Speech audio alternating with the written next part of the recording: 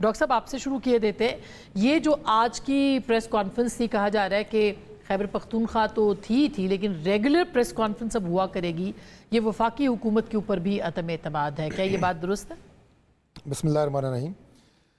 دیکھیے, وفاقی حکومت کے اوپر عدم اعتماد نہیں ہے. سب سے پہلی تو یہ بات یہ ہے کہ جو وفاقی حکومت کی ڈیفینیشن ہے اس کے اندر اس کے تمام الائڈ ڈپارٹمنٹس اور محکمے آتے ہیں جو کہ آپ یہ کہیں کہ اسٹیٹ کی نمائندگی کر رہے ہوتے ہیں, اور اس میں افواج پاکستان جنہیں آپ عرف عام میں اسٹیبلشمنٹ کہتے ہیں, ہمارے لا انفورسنگ ایجنسیز, ہمارا فارن آفس, ہماری پولیس, سول آرمڈ فورسز, یہ سارے اسٹیبلشمنٹ ہیں اور یہ گورنمنٹ کا حصہ ہوتے ہیں.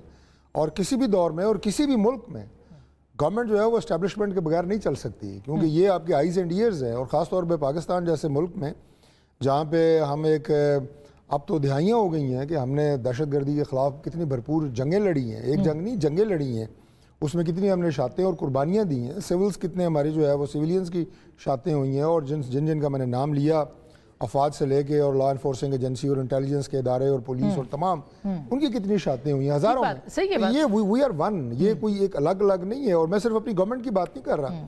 اس سے پہلے عمران خان صاحب کی گورنمنٹ تھی تو ظاہر ہے اسٹیبلشمنٹ نے اس گورنمنٹ کو بھی جس حد تک ممکن تھا سپورٹ کی ہے. اور میں اس بات پہ حیران ہوں, لیٹ می کمپلیٹ, کہ ہم اس بات کو بڑا ایک تانا زنی کے حوالے سے دیکھتے ہیں کہ جیسے اسٹیبلشمنٹ ساتھ ہے گورنمنٹ کو, جی ان کو تو سپورٹ حاصل ہے. بھائی کوئی بھی دنیا کی کوئی گورنمنٹ, اس حکومت کو ون پیج گورنمنٹ, تو ابھی یہ ون پیج گورنمنٹ ہی ہے نا, سیم پیج. ایک جملہ ذرا کہہ لوں کہ دنیا کی کوئی حکومت اس ملک کی اسٹیبلشمنٹ کے بغیر نہیں چل سکتی. وہ امریکہ جیسا مضبوط ملک ہو یا کوئی اور ملک, آپ سری لنکا دیکھ لیں, کوئی اور دیکھ لیں, کمزور ملک بھی دیکھ لیں, اس کے بغیر چل ہی نہیں سکتے.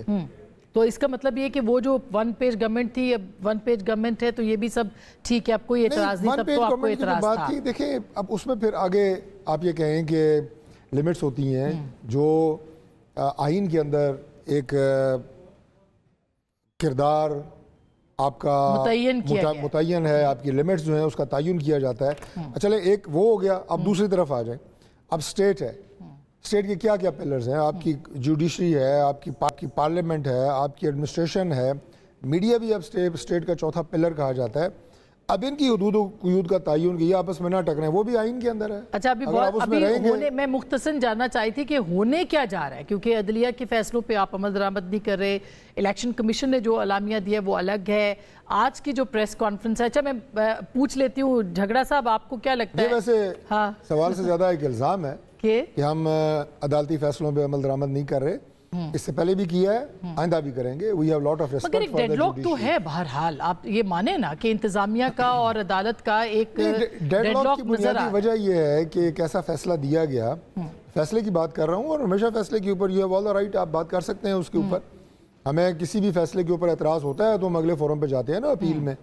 تو لہٰذا ایک ایسا فیصلہ دیا گیا جو ہم سمجھتے ہیں کہ ماورائے آئین ہے, وہ آئین کو ری رائٹ کرنے کی کوشش کی گئی ہے, جو کہ پارلیمنٹ کی 2/3 میجورٹی. اسی لیے آپ نظر ثانی چاہتے تھے, جو کہ اب نہیں ہو پا رہی, چھٹیاں ہیں اور چھٹیوں کے بعد تک کا معاملہ یہ جو ہے ملتوی ہو گیا ہے. یہ تو سارے یہ عمل درآمد نہ کرنے کی وجہ سے لیگل آپشنز ہیں نا کہ کس وقت